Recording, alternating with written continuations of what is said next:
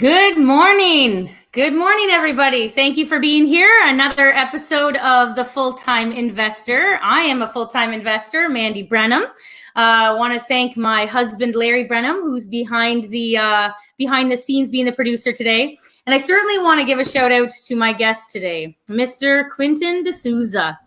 Quentin is, I would read his bio, but I want to be able to share from me. So Quentin is an educator. You will hear the way that he talks. He's got 2 university degrees. He retired himself from an education, Peel Board of Education. No, maybe not. Toronto Board of Education. Yeah. He was on the Sunshine List, and he replaced his income over a summer while he was off to prove to his wife that real estate was a vehicle that would be able to replace his income. But he continues to be an educator, and so he is the founder of the Durham REI. He is a known investor in that area, an expert in that area. He invests in that area. He's been on national TV shows sharing his education. He's an entrepreneur at heart. He is an investor outside of real estate, so certainly diversified in various different investing vehicles. He is a mentor, a coach, and a good friend of mine. And thanks for being here today. Oh, thanks for having me, Mandy. I appreciate it. I know you like my my headphones here. Don't worry. Well. And Larry, I don't know where Larry is. He's always hiding, that guy Larry. He's just like doesn't want to get on the show here. But Larry's good too. Would. I've asked him to come around the camera. I've done a few lives with Larry, and he doesn't even look at the camera. Like, it's funny. It's funny. But anyways, Larry drives me around. He fixes up my properties. He puts me in my place all the time. He's my, what do we talk about? I'm the gas pedal. He's my brake. So oh, nice. We're a good mix. Quentin, you know what? I followed along with your growth. You followed along with my growth. And I just think it's super important. And that's the topic we decided to talk about today was growth as a real estate investor. I want to be able to go back to an investor who is just starting out. They're like, oh my gosh, this is so exciting. I look on MLS all the time, and they're trying to figure out how to get into the game. And how to grow to, we'll say, because I'm still aspiring to grow to an investor such as yourself. So I think there's always the next level. But what is some ways that you advise investors to start out when they're first starting out to get into the real estate game? So first, I would say that you have to assess what you have, right? People don't realize how much they really do have, and what their strengths are, and they may mistake that they, let's say they say that I have $40,000 in cash, right? And that's all I have, right? Well, it may not be all you have. Maybe you have equity in your principal residence that you can access, right? Maybe you can add a secured line of credit onto that and use the funds from that. Maybe you're really good at talking to people. Maybe you have a sales background, and you've had some experience in raising funds before. Maybe you can raise funds from other people to help you on your next project. There's a lot of different things that you can do. You can go out and you can apply for a line of credit and see if you can access funds that way.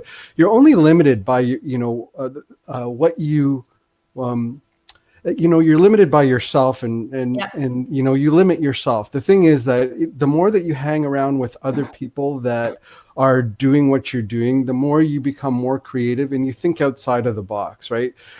There's a great book by Carol Dweck on mindset, and there is a growth mindset that she really shares in that book, and it's about continually to develop yourself, continuing to learn and to grow, and that's what we need to do in real estate. I don't know everything. I've been doing this for 15 years, and I don't know everything.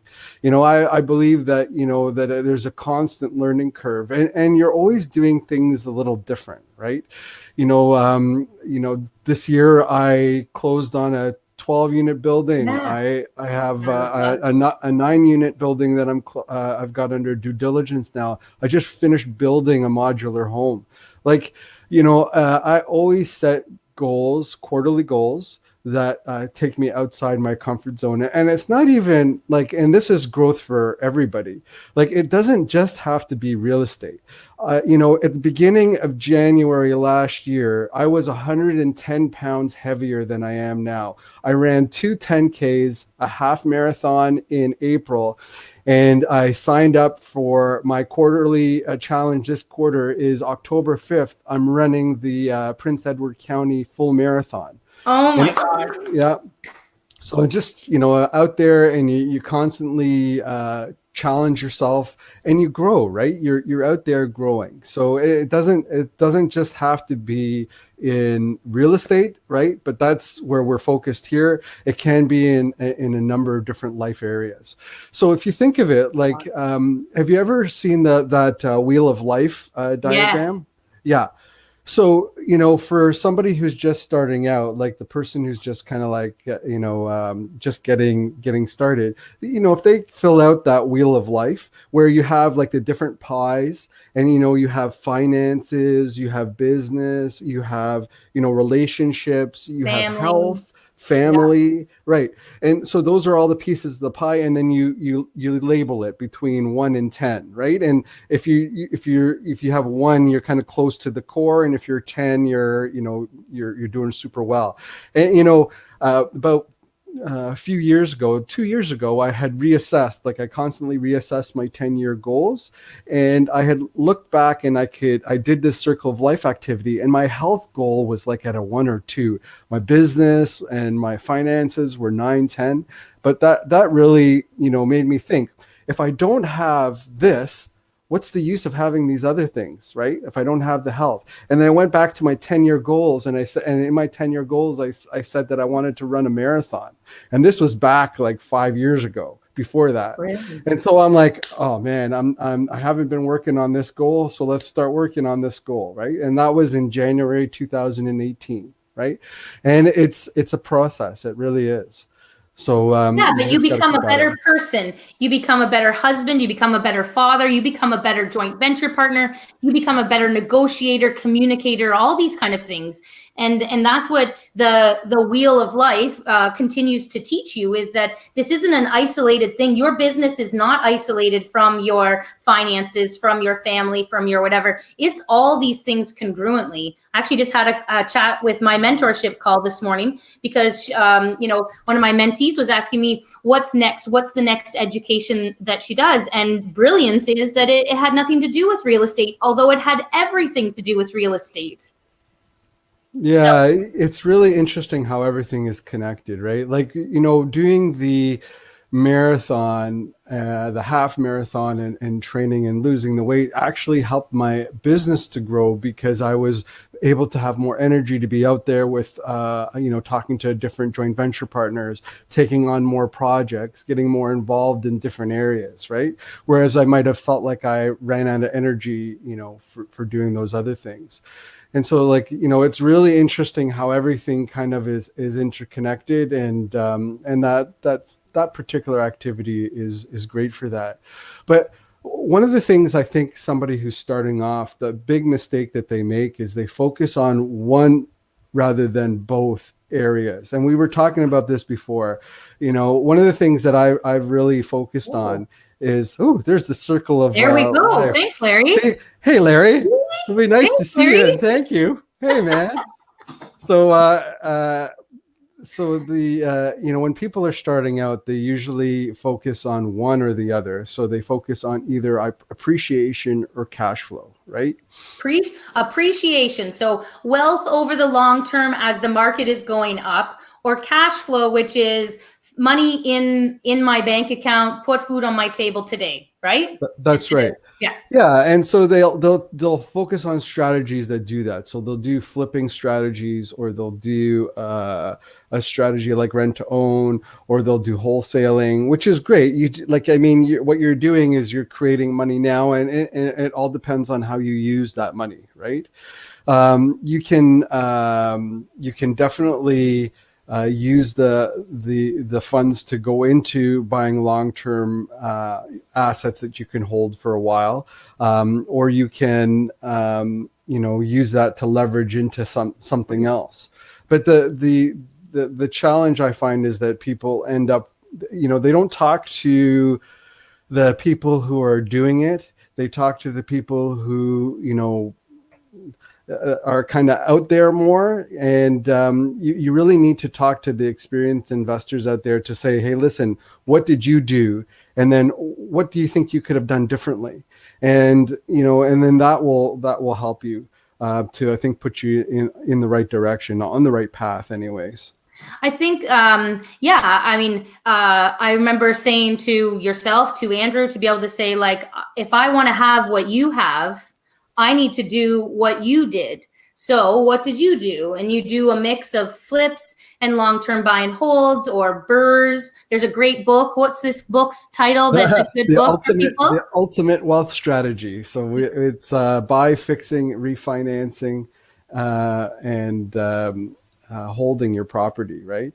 Yeah, buy, fix, renovate, refi, or rent and refi, and so if you have that 40,000 and you're looking to be able to say, how do I get it? Most, I don't want to say most. I don't like generalizing, but so many people are like, oh, I want to get into flipping and I want to flip a couple houses because how else am I going to get this amount of cash? Well, 2 years go by, maybe 2 flips. And they're what, maybe $30,000, $40,000 ahead of where they were. But really that $30,000 or $40,000 actually is just going into buying the next property 2 years later because the market has shifted. And so, there's a lot of people that if we can, share with you the BRRRR strategy or the buy, fix, renovate and refi, to be able to say, keep that asset, refinance out the capital, recycle it out to the next one, is a great strategy to be able to get into the game, do the lifts, get some capital back out, and be able to move on to the next one. Is that the strategy you feel that right now, if we were to generalize Ontario, that's a really good strategy right now? Yeah, the problem is that people focus on different areas or numbers that don't work. So the key is to focus on the buy, fix, refinance, and rent strategy, so that you're focusing on an asset that the after repair value will be a cash flowing asset. And so what ends up happening is the after repair value is like 800, 900,000. Well, that the mortgage at 80% loan to value isn't going to cover the rents that you're going to get on that asset. So it doesn't make any sense. Yeah. And that's where a lot of the people, make mistakes. The other one is that they believe that they can just buy something off the MLS, add a basement suite, and believe that the value is going to be higher. I focus on buying off-market properties. Even the 12-unit building was off-market, 9-unit buildings off-market. Like I would say 80 to 90% of what I buy is off-market because I'm working to find a good deal, right? And those deals are the ones that have the ability so that I can pull money out of the project afterwards. Last two, one that I just finished, I started in June, and we're filling it right now. I bought for $419. I'm putting 60 into it, and the ARV, the after repair value, is worth 600,000. So sorry, do those numbers again. 420. 420, and then we have 60,000 for renos and holding. Okay. And then the after repair value is 600,000. So are you holding this asset? Did you legalize this asset? Yeah. So we legalized it. It was a cat pee house, smelled like cat pee, right? It was one of my favorite. How did you get the renovations to be 60,000? Just you're really good at what you do, or that it really didn't need all that much work? Well, it actually didn't need as much work as you would think, and I'm also really good. So okay. I've done this. I've done this over 50 times, right? Like at least. I don't even know anymore, but it is really like it's keeping your costs down, having efficient renovations, and sometimes the thing about this is that when you're doing this strategy, you develop efficiencies over time. Yes. So One, like somebody who might start off may pay $5,000 to get a demo done. Larry, like just say you're like gutting a basement, and that's what they paid to get like a demo done. And Larry's like, what the, who pays $5,000? See, if Larry was on the call, he's laughing in the background, right? Because he knows that it would probably cost him $500 in labor plus the cost of the bin to get it done, right? And then that's it, right? And maybe even that much. So, and that's the difference, right? So it comes from learning the efficiencies of being able to do that. So that's why it doesn't cost me as much. So one thing then, as somebody who's starting out, if this is their first one, so go back to Quentin, first flip. And maybe you were still a full-time educator at this time, but did you do the work? How much of the first projects should investors do? Because they're like, but I can do it, Mandy, so I'm actually saving money. Yeah. I would say the first time I did the buy, fix, refinance rent strategy was 10 years ago. And back in 2009, when I did it, it was actually during the summer, and I actually worked on the strategy. Like I worked on doing that for that particular project. I bought the house privately from a wholesaler, and I had done the work to all like July. I basically spent my July doing it, and then that was the last project I ever worked on. So that was it. I did it once, and I kind of figured this is not how I'm going to be able to make money. I can't scale at this, and it just doesn't make sense. I was doing trim, I was caulking. I was like, what the, this is not how I want to spend my July. And this is not creating a business. This is creating a job, right? And the what I learned from that is that I need to create a business, not a job. I need people who are working for me in order to help me to be able to do what I need to do. And that's what I've done over the last 10 years, right? We focus on that. At the show a couple weeks ago, and she very clearly stated that when she created the business mindset is when she was able to remove herself out of the equation and look at it like a business. And you know what, I teach people, I take the words that you shared with me, but your $10 an hour jobs, your $100 an hour jobs, and your $1,000 an hour jobs, and you really have to be able to see where the value is for you to be able to grow. So it's one thing that I encourage people to do it themselves first, so they have an idea of how long does it take for demo? What is an average timeline, an average cost of a bin, how much fits in a bin, stuff like that.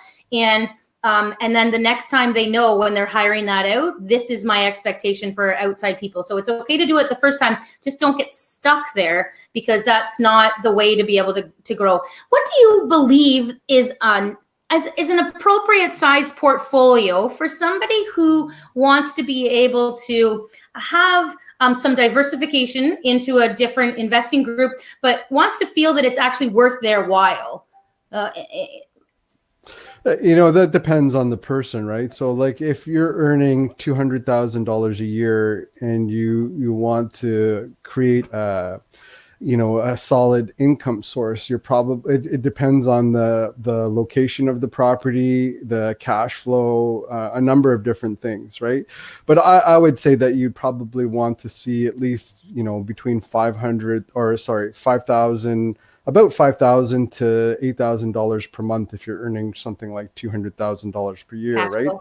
Mm-hmm. Cash flow. And then in an appreciating market. And that's all going to depend on the type of assets that you buy, right? So if you're buying houses, converting them, buying them with equity, being able to pull out the equity, maybe you're looking at with a cash flow of $400 or $500 a month in a good solid market, maybe it would be 10 to 12 different properties, duplexes, and you're going to have to create some scale to that to be able to do that. Yeah. If what you're thinking about is I'm going to buy something and right now and I'm going to retire in 20 years, you may need like 2 or 3 properties, and you just continue to have a property manager and you hold on to those assets, and It really all depends. There's not like a one size fits all option when it comes to real estate. That's the beauty of it, right? Just don't make the mistake of not having appreciation and cash flow, because you're going to put yourself in a position where you get stuck. And then, you kind of get into, having to go back to work and not choosing to go back to work. Right. And we don't want to do that. Yeah. Part of mine and Larry's story is we had one duplex, and 7 years later we refinanced it and we had this check in our hand. So it's 7 years, market changes, all these kind of things. We self-managed. We had a check for $38,000, and I was like, well, this is cool, but it didn't change our life. Like, one wasn't enough. One was enough to be able to say, I remember on New Year's Day going and trying to collect rent from these people and having to knock on doors. Like, it was enough to be able to say it was a headache. And to be able to scale from 1 to 5 was like, how am I ever going to have 5? So it really makes somebody stretch to be able to go, I have 1, I'm ready, to be able to scale it. You have to remove yourself out of the equation in order to be able to scale it. How about, so I like the thought of 10 to 12 for, $5,000 to $8,000 passive or cash flow a month, passive income. What about mortgage qualifying?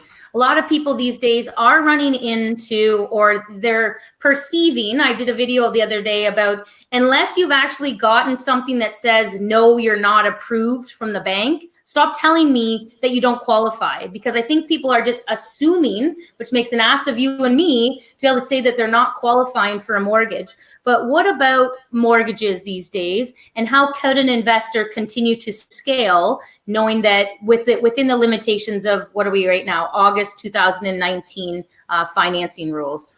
Yeah, first of all, I mean, that's BS if you ask me. There's the problem is that people don't try hard enough. They, you in this business, you can't be in the business of accepting no as the answer, right? That's what most people end up doing, right? That's so refreshing. They accept no as the answer. So, there was a time about a year ago, I think it was about a year ago, when I had applied for mortgages from a number of different institutions, and my package, I got a very big package. That sounds so weird. Anyways, I've got a big financing package, and then and so that has to go to, I have to put it in, it's in a Dropbox. I've got to secure it and send it to they have to go through it. It's a lot of information to go through. And so the challenge for me at that time is I went through 6 different lenders, and I had gone through the process, it must have been like 6 months of trying different lenders. And then finally I was able to get another lender who said yes, right? It was commercial lending, different rates. They were still going to do my residential properties at the time. There wasn't any seasoning requirements or anything like that. So I kept, pushing that. So first of all, don't take no as the answer. And, if you want to succeed, you got to keep pushing yourself to do more, right? Second is that you have to think outside the box. There are lots of different ways for you to get financing that doesn't require you to finance the property.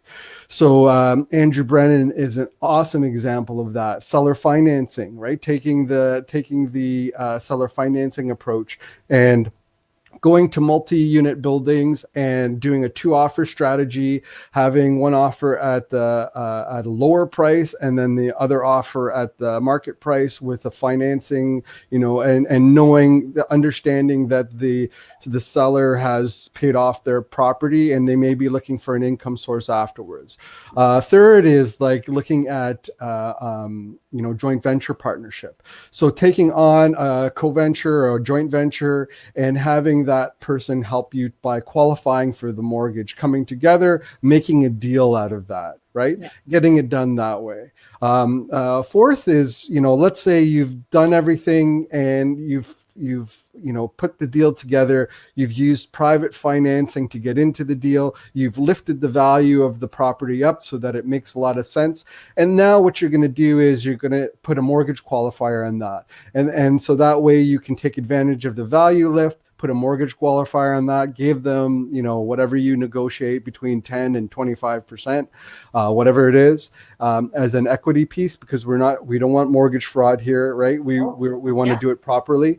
So they're taking an equity position in the property, and then we're able to still hold on to that asset. So for that person who said no, I've just given you 4 different ways, and that was only off the top of my head. So give me a little bit of time and we can come up with more ways. Yeah. Right? And you know what? Touch on private financing a little bit. Like, what are some of the pros and cons to borrowing somebody else's money, who is the bank, to be able to start off and get into real estate if you even perceive that you can't qualify for a mortgage? You've gotten a hard no from a bank.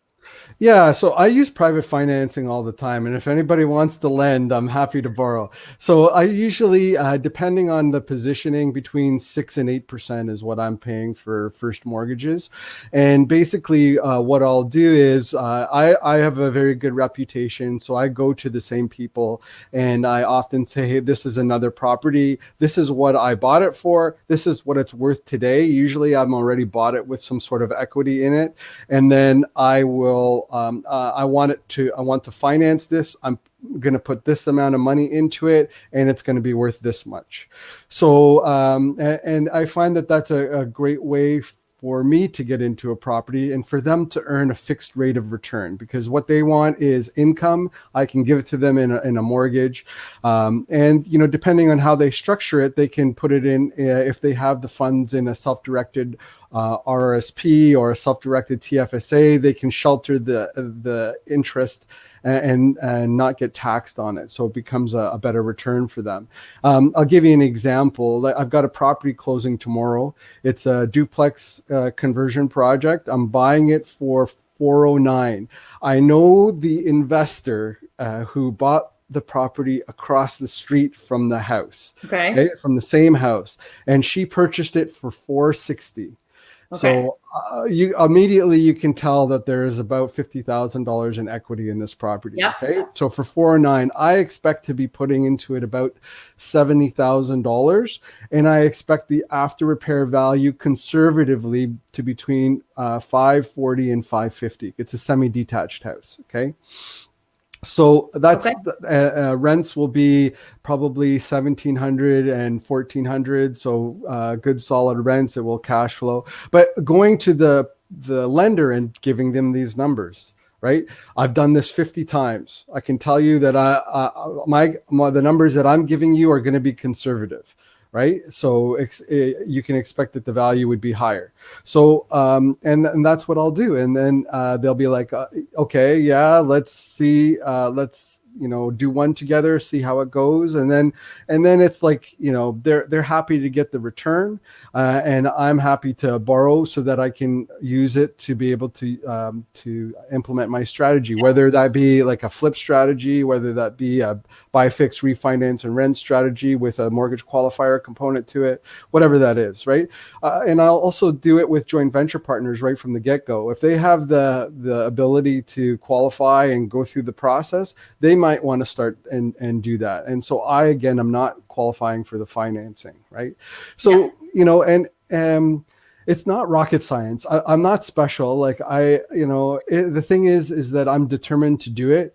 And I have an attitude that it's a can-do attitude. I've always had that attitude where you have to work hard to do it.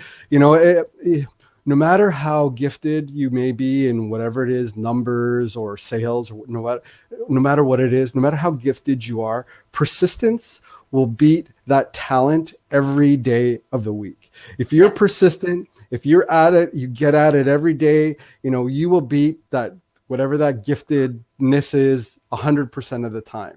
Yeah. So, you work hard at it and you can do it. And real estate, like everything else in life, whether it's a marathon, whether, whatever it is that you want, you just have to get at it. And, you can't be distracted by it. You have to have the big reason what you want and why you're doing it. And that will give you the growth that you're looking for. Yeah. Yeah. You know what? What do you miss 100% of the shots you didn't take? I think a big point that's jumping out at me is, yeah, you've done 50 deals, and yeah, you're finding this, a $409,000 property across the road. You've built in $50,000, but you know what? You may have missed 10 to have been able to find that one. But we don't necessarily hear about the 9 we didn't get, or the 9 that the sellers wouldn't come down in price, or the 9 that, the numbers just didn't work, so you didn't go forward with them, but you did find this one. So of 50, you've probably analyzed 400 to 500 properties to be able to find 50 that do work for your numbers. And we're talking over over a significant period of time. But a lot of people want it to happen right now. Well, why can't I find a property right now?